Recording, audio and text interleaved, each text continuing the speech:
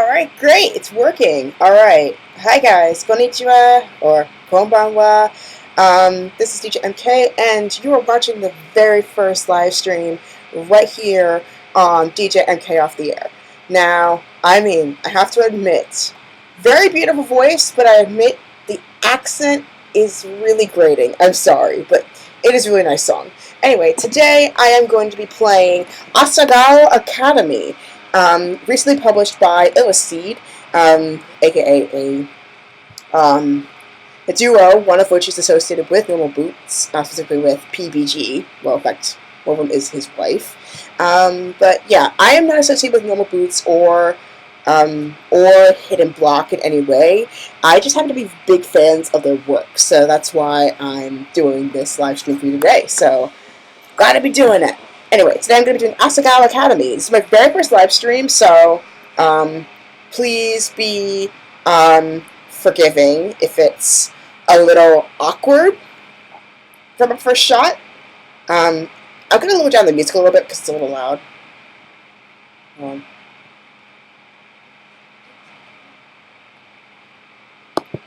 There we go, much better. I can think of myself now. Okay. Sorry, it was a little loud. And it's also voices, too. So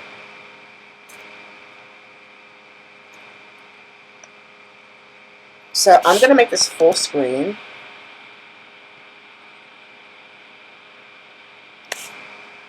Alright, so I'm all set.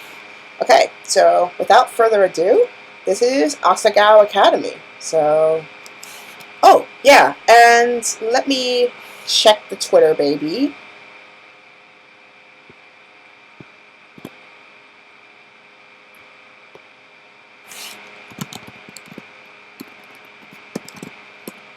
Yeah, I should have set that up.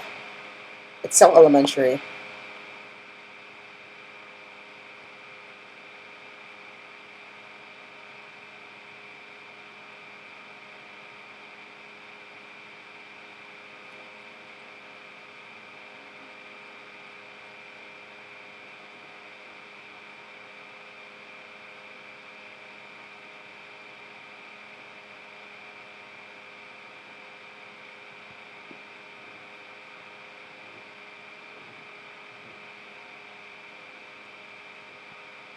Alright, so let me see, how do I show this? I'm sorry. Again, my very first time doing this, so there we go. How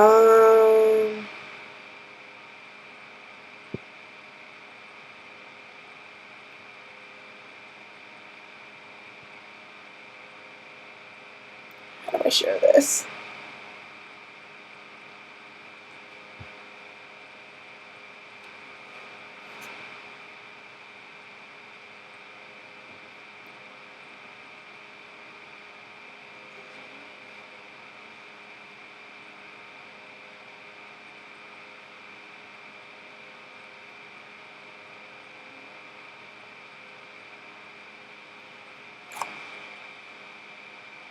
Okay, so I'm gonna need some help with this, but it's alright. It's alright. It's my first time. I'm super new at this. So, without further ado, here is Asagao Academy. Hope you guys enjoy it. So, it's my first time playing, so it's gonna be fun. And I'm playing this character named Hana. So, here is Chapter 1. And it was supposed to be a parody of, like, not like I was parody of, like, Soulgate or something like Joey covers, but hopefully it's still that much fun. So, anyway, here is my first line. The train made its way along the gentle curve of the coast of Japan, whisking me farther and farther from home. Across from me sat a boy, face half buried in a newspaper. He was deeply entranced in whatever article he was reading, and hadn't spoken a single word to me, even if I asked if I could join him in the last compartment with any available space. He shrugged, nodded, and adjusted his newspaper without ever making eye contact. It had been almost an hour, in fact, and he hadn't once looked at me. To avoid a conversation, I took instead to counting the buttons on the pretentiously lush carmine sleep cushions. 1, 2, 3, 21, 22, and so forth, over and over. Now and again I turned to look out the window where the trees were blurring by. Sometimes the smeared green would break and reveal the quiet blue of the Sea of Japan. Eventually, its rapidity made my stomach churn, and I went back to counting the buttons and the seat cushions. 1, 2, 3.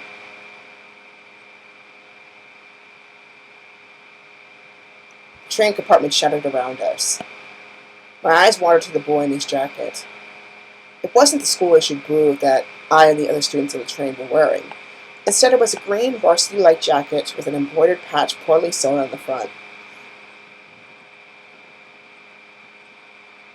So you're a first year then? It's Jared! Pro Jared! He folded his newspaper lead, set it in his lap, and looked at me with a half-interested gaze. Did he just catch me staring? Now that the paperwork was gone, I saw his face. He watched me through heavy, lidded eyes. His hair was immaculately groomed, his teeth straight and blindingly bright. That's the get-up. See, okay, hold on. There was something... Hold on. Please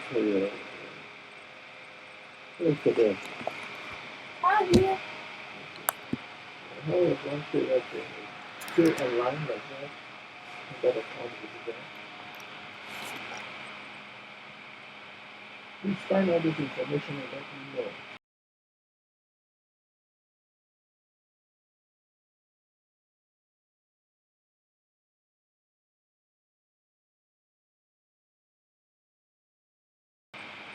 Sorry, I'm not alone in this, so unfortunately I'm not able to, So, apologies. Anyway, let me continue on. It's this thing about something about him. Anyway, there was something about him, the way the light hit him, that made him look like he was almost sparkling. Is that supposed to be a Twilight reference? Oh, okay. There's just sound effects like, yeah, because I'm so used to, voice actors, actually fully talking in visual novels. First I'm actually, hearing just sounds. Me? Okay, who voiced this? I have to find out now. He glanced around the compartment, empty beside us, and laughed. Oh, no, I'm not a first year, I'm a third year. The train began to slow, metal began...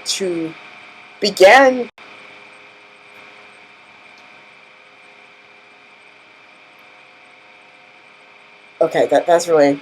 They needed to check the grammar on this one. The train began... The train's slow metal wheels began groaning against the metal tracks.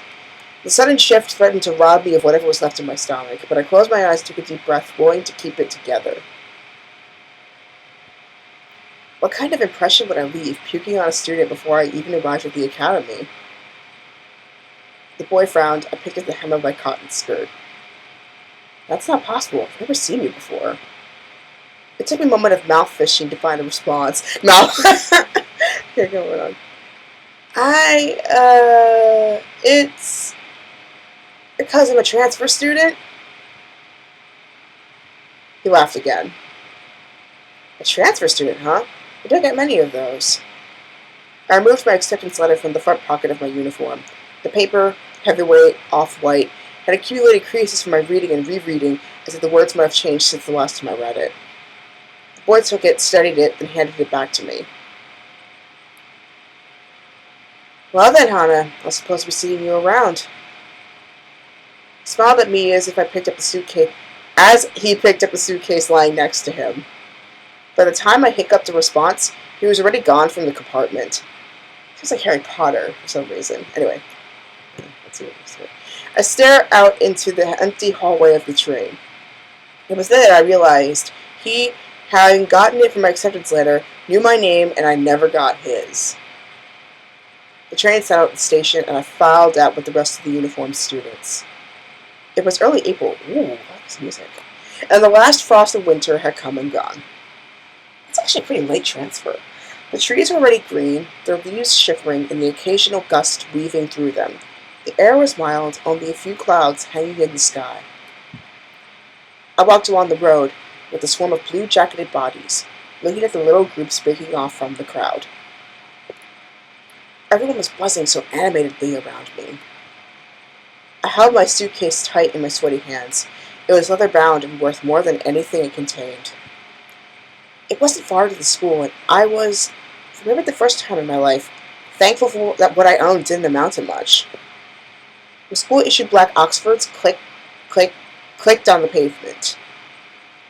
I walked this walk over and over in my mind. So many nights I lay awake, imagining what it would be like to walk from the train station to Asagao Academy this first time. My new start. I always imagined that everything would change for me on this walk. That somehow, everything would be magically different. But as I looked around, I realized nothing had changed.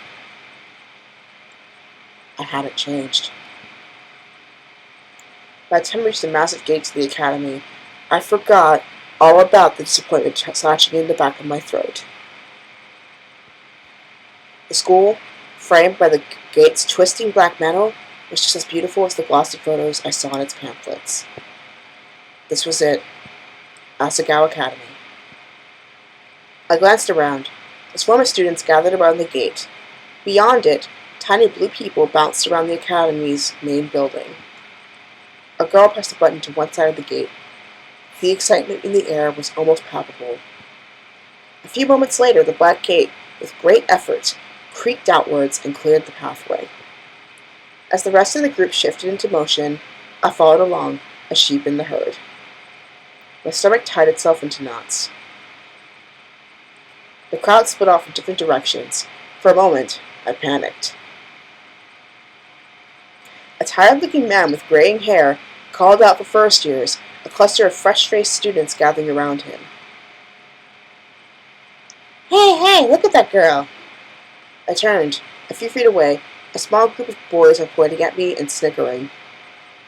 Pink hair? Are you kidding me? How desperate can you get? I know. My voices are ridiculous. Hot shame crawled down my neck. I attached myself to a group of girls, following in a few steps behind them. In the distance, cicadas hummed in time to my shoes crunching against gravel. My hair. It wasn't my fault that my hair looked like this. Luckily, I found myself at the girls' dormitory, a large sign on the lawn reading Primrose House.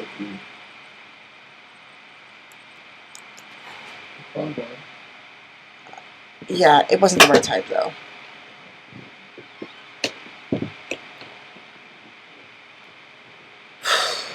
I really apologize. Okay. Let's keep going. As I was saying, luckily I found myself at the girls' dormitory, a large sign in the lawn reading Primrose House. The building dwarfed me in size and sheer intimidation. How many students did Asagao have? As I approached the building, a red-headed girl lingering nearby caught my attention. I looked away, then looked back. She was staring at me.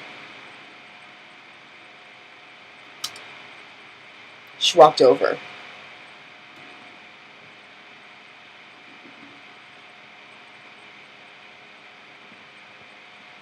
I eyed her warily. She was smiling and bouncing in a way that suggested her views on life were akin to a perpetual bouncy castle.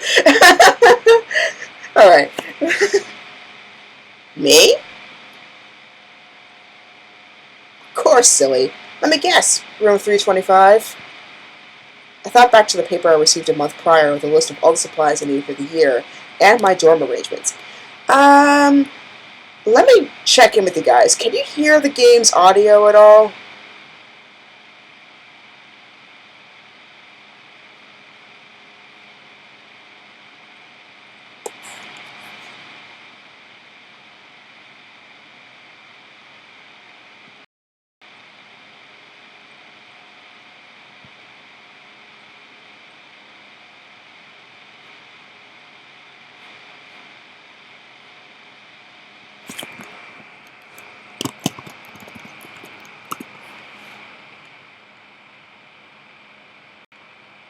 Alright. Yeah, Yeah, I'm kind of curious now. Can you guys hear the game's audio?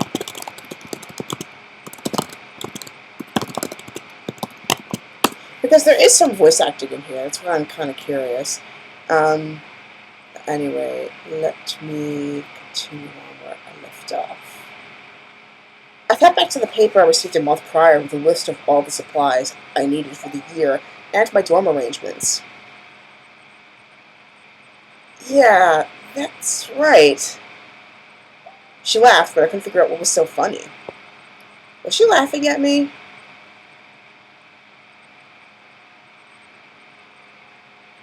When I found out my roommate was a transfer student, I knew you were going to be a total main character. I'm sorry.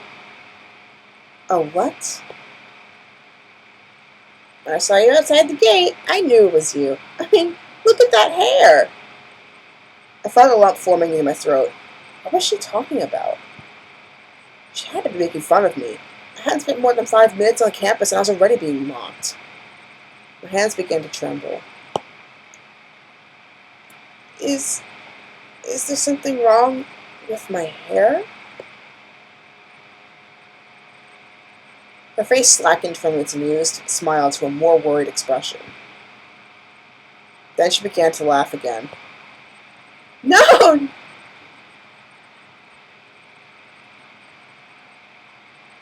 Okay, that took care of that for me.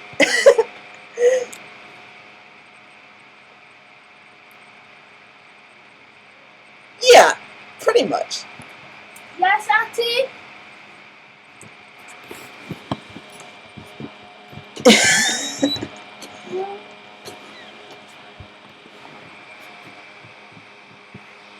I bowed my head. It's nice to meet you, Mai. All your school books are waiting in our room with your welcome letter, and I read the envelope. I hope you're not mad. Mai started walking towards the dorm's front doors. I followed behind like a lost puppy. Did you check them at the front desk already?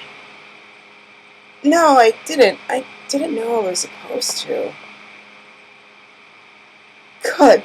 They'll offer to have a staff member give you a tour of the campus, but I could show you around. We don't get many transfer students in year 3, you know. Oh, is that your only bag? Just the one? I've got about an extra bag of stuff to decorate our room with. I started already. I hope you don't mind. But I did want to string the lights. I thought we could do it together, you know. She spoke quickly, the words bubbling from her mouth, and left me no time to answer until the end of her monologue. Yeah, okay, that sounds good. Looks like a nice person. She held the front door open for me, and I hurried inside. How I said, ooh, pretty. That's way better than my dorm when I stayed in college. Girls filed up and down the hallway, howling greetings and exchanging vague niceties that were, more often than not, how was your break? And look at how tan you got. Why is it people trying to get tan? I don't get it. Anyway, it seemed like everyone knew each other. I followed Maya as she led me through the basic streets and up the 2 flights of stairs. I know, kind of late, but of course they're going to know each other. You came in late in the game, sister. Anyway, each door looks like the same as the last. Narrow, white doors lining both sides of the pale pink walls. Thin gold numbers were tacked to the front each, the numbers rising as we climbed. You're not missing anything with the campus tour, I promise. Mr. Satomo does them every year, and he's, like, totally dull. It just drags you around the entire campus and talks in that weird, squeaky voice of his. I'll tell you everything you need. Oh, wait. Oh, I thought he was imitating the teacher. I apologize. I'll tell you everything you need to know. I smiled, tried to make this calm my nerves. Thanks. We headed down a hallway on the 3rd floor. Molly stepped us in front of a door number 325. Here we are.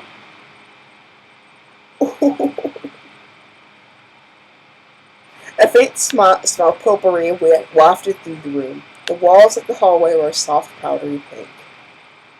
What if somebody actually hates pink? I mean, I'm not really a pink person, but it's actually pretty nice, though. Am I ready to face them with a tapestry of posters, magazine cutouts, and photographs? only my guitar understands me broke tour. Some of the photos were of cats, but most were of male models and working musicians. A bunk bed, 2 writing desks, wooden chairs, a small dresser, and a mirrored vanity, all clearly provided by the school, were the only pieces of furniture in the tiny room. The top bunk was already covered in neatly tucked blankets and throw pillows of clashing patterns and colors. Call this clashing? The bottom bunk had a single stiff-looking pillow and a thin cotton blanket that didn't even touch to know was horribly itchy. I must have grimaced because my cookie smiled at me. I bought way too many pillows and blankets. I always overpack. I went to Italy over break and Mom got really mad at me because I bought 5 bags. We were only there for a week. She laughed, pulled several blankets and pillows from her bunk, and rearranged them neatly on mine. A sudden twinge of guilt and embarrassment hit me. There, that's much better. Thanks, Mai. I placed my suitcase in the bottom bunk and began to unpack its contents. Several changes of clothing, pens and pencils, empty notebooks, a few photographs of my father, and a dilapidated stuffed rabbit, an old portable radio, and a small black box. Okay, let me check the chat. Okay, no one's responded yet. That's okay. Alright. But at least one person's watching, so I hope you're enjoying this. Anyway. Bottom bunk. Yeah, wait, got this part. Okay. Mai opened the curtains and the sunlight poured in. So, where are you from? I slid the now empty suitcase under the bottom bunk. About 2 hours north of here. It's a small town called ARIGATOU. You probably haven't heard of it. I set the stuffed rabbit, Mr. Bunny. I thought it was called Usagi-san. Anyway, on my bed, besides the purple and teal throw pillow. That's what I'm going to call it. Usagi-san. Anyway. Oh. Did you go to a different boarding school, or... No, I went to a public school down the street from my house. Public school? What was that like? Were the students mean? Did you have a lot of friends? I always went to private schools. My parents work a lot and my dad goes overseas, so I think they stuck me here for convenience. Oh, hey, what's that? I removed an ornately patterned origami crane from the back box and was setting it on the unclaimed writing desk. Oh, this? My mother made it for me a long time ago. I set it beside a stack of thick textbooks which I assumed were provided for me. Wow, it's so pretty! I've never seen paper like that before. Oh, yeah, the lights! Let me get them. I went to her own desk, opened the drawer, and pulled out a long tangled string of fairy lights. I thought these would look nice. Here, help me string them up. She grabbed a container of push pins, then pulled her wooden desk chair out and over to one wall. I did the same with my own. Together, we pinned the lights around the perimeter of the room. How was the tram ride over? Did you meet anyone? No, not really. I was in a couple with some guy and...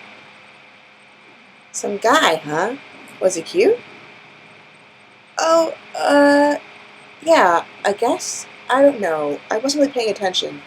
Didn't even get his name. Mai seemed disappointed for a moment, then perked back up. You don't have to point him out to me if you see him again. Okay. Once I finished stringing the lights, Mai climbed down from her chair and brushed her hands together triumphantly. Done! Okay, now it's time for lunch. The food here's pretty good. There's this ramen place down the street from campus. It's like out of this world. The school only lets us leave campus on weekends. This ramen place right near my campus, and it is awesome! And I can leave any time because I'm a college student. Anyway, Mai walked to the window. Excuse me. You could go together because it's Sunday. It's pretty nice out, but I guess you might want to go to the cafe since you just got here. We could... She was suddenly interrupted by her own enthusiastic laughter. Oh my gosh, Miri Santos just totally tripped outside and fell on her face. I saw it. Oh, is that mean to laugh? Maybe I shouldn't have. Oh well. Anyways, let's go eat. Totally starved. Oh gosh, I don't know what to think of you at this point. I mean, you're a nice person, but you are such you probably have the most klutzy sense of humor I've ever come across. She let me out of the room before I even had a chance to respond. The cafeteria was buzzing with students excited for the new year. That is a really nice cafeteria, I will say that much. The other people were still sleeping his eyelids were a table of skittish, wide-eyed first years. I stepped into the line behind mine, took an empty plastic tray. We shuffled through, asking for help with some sulky cafeteria workers when we passed something that looked good. With full trays, Maya led me straight to a table at the back where a few students were already sitting. Maya sat down and I took a seat across from her. Hi, Maya. How was your break? It was good. I went to Italy and Spain. Dad fell off a ski jet and broke his ankle. How could she say that so casually? It's better now, though. Okay, never mind. Oh, well, that's nice. I expected to be introduced, but the girl turned back to her group of friends and Maya turned back to me. She began to assault her food with a fork and tell me in a practically minute-by-minute account about her fleeting romance last summer with a boy she met on the beach that didn't go further than a few salty kisses. I sat back and let Maya talk. For the first time since arriving on campus, I felt like I was finally able to breathe. I don't blame you. I picked up my Brussels sprouts and studied Maya as she spoke. The more she talked, the more I began to notice small details about her. She had a high, songbird voice. She was dynamic, her face twisted this way and that into exaggerated expressions as she spoke. She laughed often. She imitated people in wildly unflattering voices, seemingly unrelated to her actual opinion of them. But most notably, she talked. Yeah, she talks a lot. A lot. Said it for me. I didn't find this particularly annoying as filled with silence and she hardly ever asked questions that required my full attention. Just as Maya was writing up a shockingly detailed account of the time she accidentally walked in on a friend's older brother in the act of changing, a flash of familiar green caught my eye. I glanced over. Hey, that's him! Huh? Who? I went over across the table to whisper just in case he could hear me through the ambient shadow of the lunchroom. The boy from the train! That's him! Jared? Hey! I guess right! Anyway. Yeah, with the weird green jacket and swoopy hair. He had just picked up his tray and was walking past us when something seemed to catch his eye. Oh, you. I looked up at him, suddenly realizing he was talking to me. I met you on the train. How's things settling down for you? Really well. I found a roommate and she's been helping me out. I just admired he was thunderstruck. In fact, looking around, everyone was. People stopped eating to look at Sarah, Jared, and me. My shoulders bunched around my neck. Okay, quick question. Who actually does this in real life? Like, I am curious now. Does anybody, do that pause and, because I don't think that happens. Anyway, too distracted. Well, if you ever need any help, I'll be around. Third year, right? I nodded. Some of my friends are in that year. Of course, they can't compare to me, but I'll give them the heads up to look out for you. He flashed a dazzling smile, then winked. What's the least I can do for such a cute girl? Excuse me? Well, I'll see you around. Okay, I know it's a dating sim, but I mean, come on. I watched. A torrent of thoughts raged through my head as I took a seat next to a bunch of guys who were all wearing the same jackets. That's Jared. She tore her eyes away from him and looked at me. He's the most beautiful guy in school. I can't believe he just looked at me. I looked at mine. Her cheeks were glowing in an indecent... Why do they all wear those jackets? Aren't all the guys supposed to wear blue blazers as part of their uniform? No, they're allowed to. They're... You know Jared? He turned back around, looking at me with sudden interest. Did I know him? I only talked to him on the train for a few minutes, so not really. We weren't friends or anything. But looking around, Maya and this girl weren't the only ones who were interested. Everybody seemed to be listening in. They seemed so surprised when he talked to me. Maybe a little white lie couldn't hurt? Oh! First decision! I did not expect that. So... yeah, did not expect that part. Oh boy, this is tricky.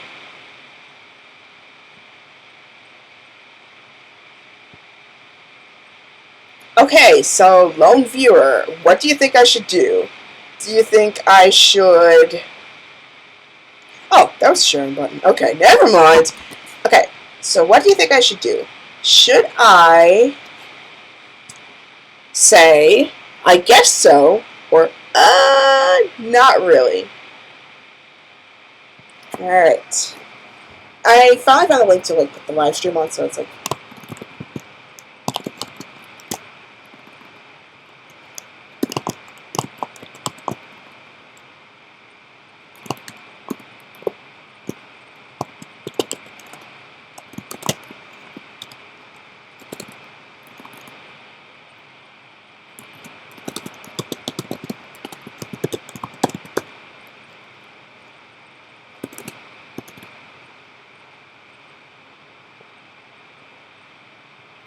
Okay, so I just posted the link to my live stream just now on Twitter. You can follow me at DJMK for life. But yeah. Yeah, what do you think I should do? Unfortunately, I did not think of... I should have saved beforehand to kind of see how both decisions pan out. Ooh, wait! I could do this. Let me see. Yeah, I can do save data. Save at number 1. There we go. Okay, so now I can do both decisions. And then I'll save number 2. Get both of them. Alright, great. So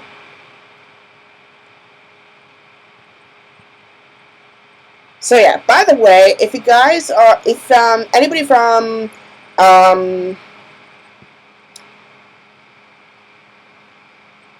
so anybody from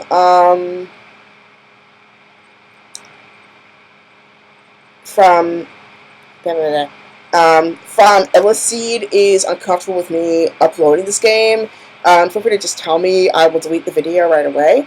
But yeah, otherwise, I am having a lot of fun with this game. So, which one do I go for in terms of my decision? I saved both of them so I could go one way or the other. So, do I go with the white lie? Or do I kind of keep it hush-hush in the entire thing? So, on that note, I will end it on this cliffhanger right here. I honestly don't know how often I'm going to do this game precisely, but yeah, I think I'm probably going to continue with this either tomorrow or on Sunday, depending on scheduling. But anyway, thank you so much for watching my very first live stream ever. This was so much fun. Like I said earlier, Asagao Academy is now available for downloading. You could give a nice donation to the creators up at Illus Seed and get your copy of the game. It's available on Windows, iOS, and Linux, or whatever you pronounce it. Anyway, thank you so much for watching this. It's very impromptu live stream. Hopefully I'll just do a lot better next time. And yeah, I'll see you in the next video. Peace out, everybody, and stay awesome, my friends.